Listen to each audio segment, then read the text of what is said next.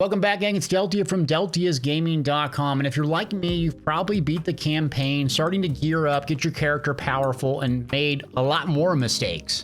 Well, if that's you, I'm here to collect a pile of tips and tricks to save you time and mistakes you're probably not aware of that's holding your progress back. Timestamps are below if you wish to skip ahead. And if you get something out of this video, hit that like and subscribe. I appreciate it. Let's get started with a big mistake, and that's external components. So the first mistake I was making on external components is thinking that you always needed to use the 4-piece set. Take Bravery here, for instance. 2-piece max HP recovery, max shields, and the 4-piece, a bit clunky, but it has something to do with stuns.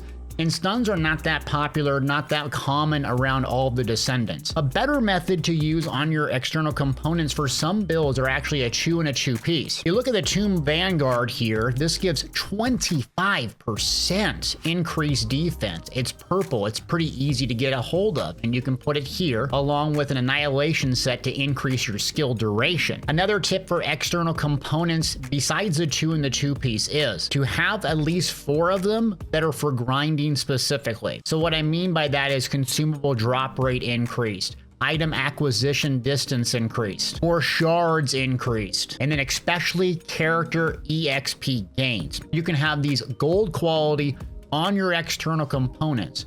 So don't think you just need to get the gold gear and that's all you have. You have tons and tons of 2-piece options along with grinding sets you're going to want to lock, so you don't dismantle and junk that gold XP gain modifier. Also, don't be afraid to experiment with other 2-piece sets. They're very powerful ones, and a lot of the gold 4-piece sets are designed for specific characters in mind. So if you look at the Volcanic set, that's designed for Blair. But not everyone has their specific designed 4-piece external component. And a lot of these ones like Acrobat here, increased skill power, firearm attack, that's good for every single build. And you can see the 4-piece has skill critical rate of 21%. This 4-piece, and it comes at max level 100 later on at endgame, can outperform almost any other offensive one in general for most characters. So don't get locked and think you just need the gold ones. Another important tip here is animation canceling. So this game has animation canceling on a couple different things, both reload and skills. So one particularly here is Lepic. If you hit his Z ability or the 4th key, it's a very long animation. About 3 seconds. But also that is ticking down. You can see my MP start ticking down. So the skill actually starts counting while the animation is doing its very long-winded thing. Now you'll see here, I click this and then clip it, and you can automatically shoot it. That little clip prevents about 2 seconds and or 2 more shots with Lepic's little arm attack here. So again, clip it with the animation and then start shooting. And if you get really good at it and you increase your max HP even more, you're looking at getting 2 extra shots with Lepic, and that's a complete boss burning machine. Now, when it comes to reloads here, you'll notice I'll shoot up, hit reload, and that grayish bar in the center of my screen. Roughly about 80% through, if you dodge, it will still give you the actual ammo. So 33 is my max. Let's shoot a few bullets here. I hit reload about 80%, like right there. See, I'm at 33. So you can actually clip that animation, end it early, get the reload ammunition at 100% and save you time. DPS is all about time. The more time you save, the more damage you do. So when you're out just mobbing, practice shooting, and when you go to reload, trying to subconsciously try to practice a dodge in there. About 75 to 80%. Once you get it down, you will start increasing your damage dramatically. Okay, another tip that you're not doing is going to the correct grind spot for what you're looking to obtain. So there's 3 popular grind spots currently: the Valby grind, Bunny Jump Cave, and Ambush Point. For those that don't know, the fortress here, right here, the zone recon mission is considered the Valby grind. This is the best for earning purely gold. It has good XP as well, so the density and XP and gold are awesome. But the issue with it is you either need the Valby the Descendant to make the most of this, someone in your party, and also to set it to private so someone doesn't mess it up. So it's not applicable for every single player. Likewise is the Bunny Jump Cave, where someone sits here on this void mission fragment, also in the fortress with Bunny, and basically farming this void fragment over and over and over.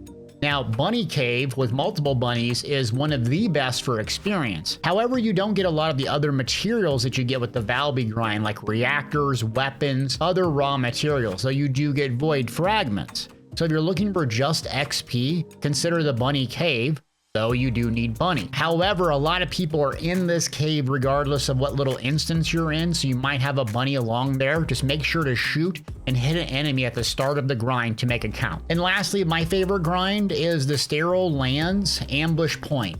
So you come here to Sterile Lands Outpost Rockfall. Now, this is the battlefield mission anticipated ambush point. It's basically a little circular counterclockwise fight. Why I like this is it drops mods, and it can drop transcendent mods. It drops tons of reactors as well, weapons. It's good gold, good density of mods, good XP, but it's a little bit slower on the XP. But if you're lacking mods and you really want to combine them a little bit later, consider this. You can do it solo and you can do it on any Descendant. So Valby Cave, still one of the best for XP. Bunny, great for void shards and just XP.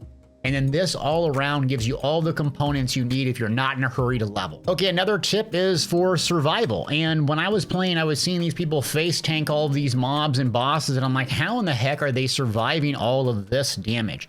Number one, the basis of probably almost any build besides a boss burn build should be increased defense and increased HP mods. These are a hefty cost at 16, but once you socket them, and you will probably use them almost every single build, except for boss melting builds, you can get it down to 8.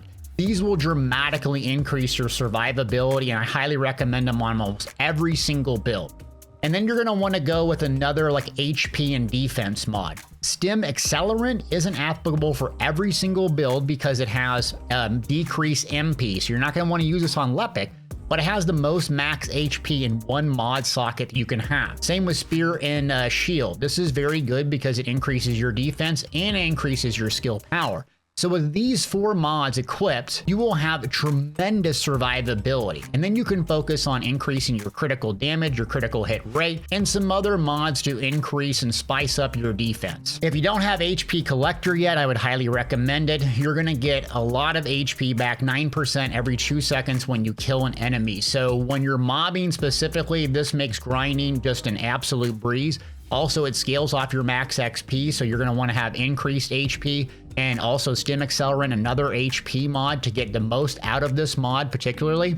It also comes in handy in boss fights and void intercept battles because there are little critters, the roly-polies rolling around. If you're hurting on MP, you're hurting on health, not only can you get those bricks, but you can get HP back and stay in the fight. Another one to consider that you can put on your weapon, not just your Descendant mod, is Defense Master. When defeating an enemy, increases your defense by a lot, and it has a big cooldown, but a pretty long duration as well.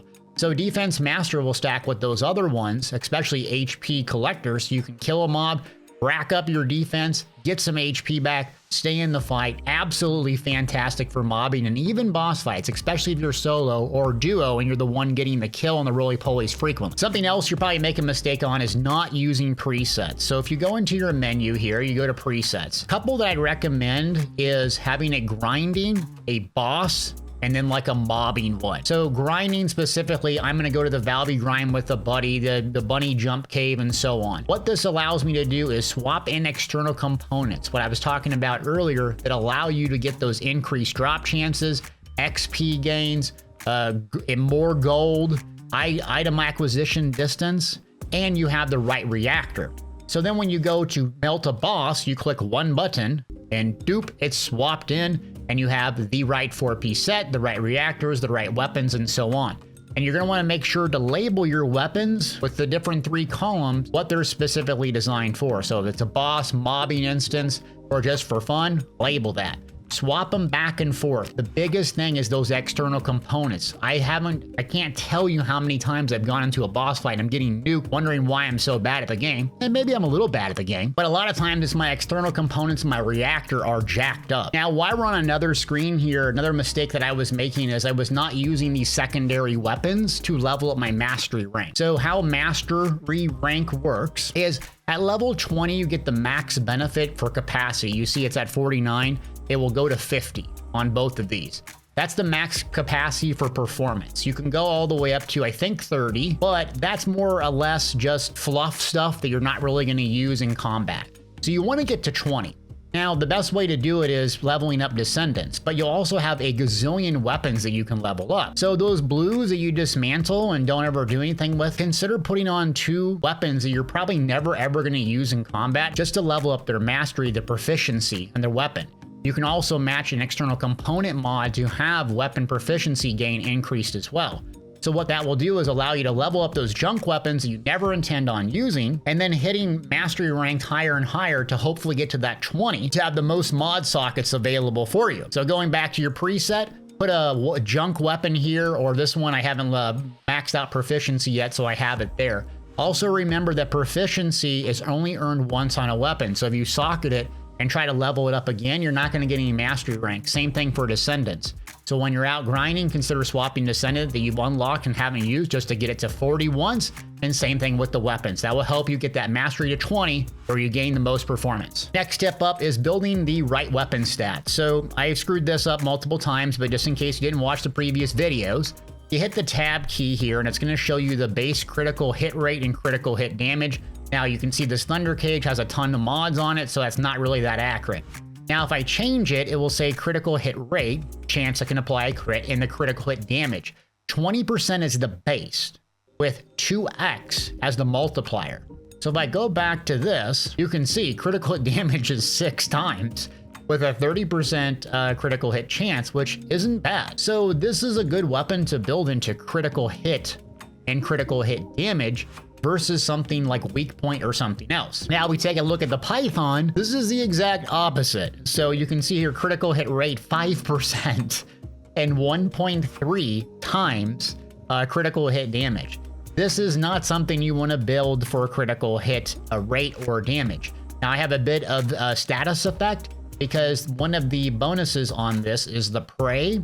And so I'm going to be using toxic and I want to trigger that poison if possible. And this weapon I use primarily to debuff targets, either using Freyna or Ajax as a tank to increase the non-attribute resistance, or I should say decrease rather, so bosses take a little bit more damage. So with this weapon in particular, I'm kind of building it more for what its intended purpose is versus critical, because everyone thinks critical is good like I did. No, the weapon determines your base stats. So make sure there's no mods in it, and then look at your base stats inside the weapon. You can do that by hitting the tab key or coming here. Another noob mistake is my reactor and basically finding the right reactor. So if you don't know, which I played for about 200 hours, unfortunately didn't know this trick, is you can find the specific reactor that you want to farm ideally. So what you do is you hit map here and you go out to the max, and then you're gonna go to F, difficulty level rewards. Now it's gonna have a bunch of pop-ups and you're like, oh wow, what is this? So what you wanna do is, let's say we're using Lepic and we want fire and tech. That's the kind of the reactor that we want on this guy. So we're gonna go fire and we're gonna go tech. Now you can see that this is gonna have fire and tech, impact rounds, high power rounds, and general rounds. So if I were building Lepic to use, let's say the Thunder Cage for whatever reason, I could come here and find the specific spot where doing quest and rewards would reward me with a reactor of that specific type. So these rotate as well, and some can only be found during certain times. So come to the map, look at difficulty level rewards, and look for that specific reactor that you've been trying to find, or a specific processor, sensors, auxiliary power, external components as well. Hone in on those missions and get them done. You can see 13 hours until the next reward rotation. So come in here daily if you want. You're missing that critical piece because you have a gold reactor. It's great stats, but it's just the wrong weapon. The other mistake you're making regarding reactors that I sure was is this Burning Mechanics reactor. Now, gold versus purple quality, what does this really do? Well, what it does is gold incentivizes you to use one weapon only. So I'm on the Python now, and you can see that I'm not reaching that optimized condition of having the Thunder Cage mounted. So if I had a purple one, you can see that it actually goes up when I have a hand cannon equipped. So this purple one is actually better. Now, don't look at the 2-piece set at the bottom. That's just inconsequential.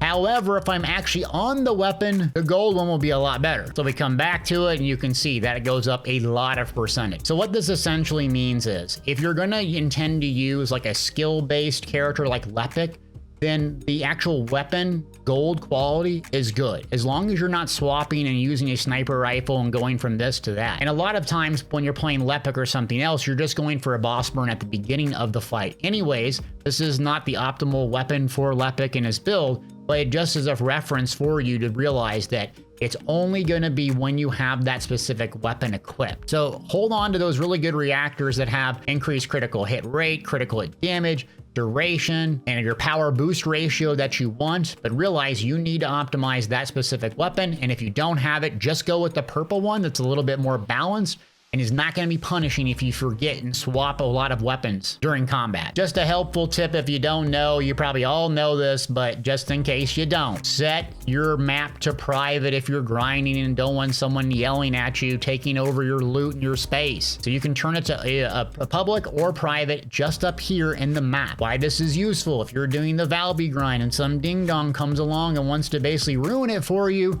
by killing the boss and laughing and trolling you in chat, not that this has happened to me or anything, this will prevent it. So before you go on those specific grinds where you want an instant space with just you and your buddy, hit that private. Okay, another tip that I basically screwed up for a couple hours, shocker, is doing the right pattern. So you come to infiltration operation and you're going to select this one because the access menu said run old mystery. There's a pattern in here for a cool weapon. You must get it. Well, by default, it's going to have these patterns up here. So this is 116, but it doesn't tell you that you can change this.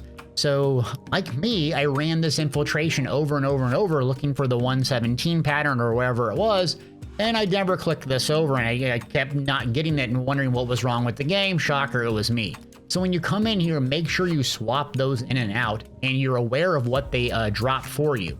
So you can see King Guard Lance Blueprint versus Divine Punishment Blueprint. Another thing with finding these amorphous pattern materials is basically what's going to happen is you're using these as a way to get ultimate weapons and or your ultimate descendants unlocked. So when you're trying to figure out what material to get and how to farm these, you come to the access info panel, and it's a bit deceptive on what you actually need. So if we go to Divine Punishment and we hit acquisition information, you have 4 different pop-ups, but which is actually really good. So Swamp Walker might be somewhat hard or easy to kill depending on your skill level. You come in here and you look, well, I have to do a special operation, neutralize void fragments, which is going to take 30 minutes or less. So that's a lot of time. And let's see what it actually gives me. We come to the amorphous pattern material 46, and you'll look 15% chance. So I have to do a 30-minute mission to get a 15% chance at the blueprint. Now we come back to the blueprint, we click this. What's this little guy? 089. Okay, so what do I need to do for this? 088. I have to use Sharon and do the infiltration, successful infiltration. Hopefully you have Sharon because this will save you a lot of time. So that's a 089. We come to here, we go 089. And we look 32% chance. Now that 089 will drop at roughly anywhere from I think 5 to 25% chance. You're gonna have to do about 4 or 5 times probably to get one drop, but 4 or 5 times is 90 seconds a pop versus doing a 30-minute mission. And then you get a 32% chance of getting the blueprint once you complete the activity, which is going in that same zone and killing the boss really quickly with bird chart. So you can basically get a 32% chance roughly every 30 minutes, let's say, versus a 15% chance every 45 minutes. So when you're going and staking out the descendants and you're staking out the weapons, make sure you're doing the best to give yourself the easiest path and the highest percentage path by looking through these actual patterns and recognizing the boss kill ones aren't always the best and the quickest to get. All right, last mistake you're gonna make here is we're gonna go weapon readjustment. So the easiest way to do this is you usually want firearm attack or explosive attack. So these things are not cheap. So when you lock them in, they get more and more expensive, right? So locking in 1 to save the bonus so it doesn't reset, 2, 5, and then a whopping 20. So the best way to do this is if you know which ones you specifically want, you roll on the 1 until you get 2 really good ones. So we'll keep going. Electric attack, not bad. A blue firearm attack and critical hit, pretty good, but it's blue quality. We're just gonna keep re-rolling. Chain speed, garbage. Fire attack, not bad, but electric attack, garbage. Critical hit, gold, and Colossus. Those are 2 pretty good ones. Typically I want firearm attack as a gold or purple before I lock anything in. So just for the sake of this, let's keep going. Come on. This is rigged. Oh, I swear I'm editing this. All right, this is the one I feel. Okay, change speed. Oh, it's wonderful. Okay, attack everything but the thing I want. Firearm attack goal, baby. There we go. Got it locked in. So as much as I was complaining, we only spent a couple on these guys. So now I can lock this one in, just lock one in. You could do fire attack if you wanted and just hit adjustment. And look for critical hit rate, critical hit damage. All right, nothing burger, no problem. I'm gonna roll. Oh, hip fire accuracy and a sniper, perfect. There we go. Now I got firearm critical hit damage and firearm attack, and I've only used about 10 of these little nuggets. Now to min-max this a bit further, then I would lock in 2 and keep rolling till I rolled, till I got out of it. Ooh, weak point damage and critical hit rate. I mean, not too bad for a sniper, a purple junk one, but I've only spent basically, I think, what, 20 resources? I'm not good at math. Versus spending 500 or 6 bazillion. And we got pretty good roll on this. So lock in only 2. Keep rolling until you get one really good one. And then lock in 2 and just keep re-rolling. The ratio is just much easier to do that than sitting here locking in all 3 to get that one specific trait. Maybe do that if you play every single day for 18 hours a day, which you shouldn't. Go touch grass, people. All right, that's all the tips I got for you today. Hope you got something out of this video. Like, subscribe, check the links in the description below. Leave me a comment if you'd like to see more of the First Descendant, and I appreciate you watching this video.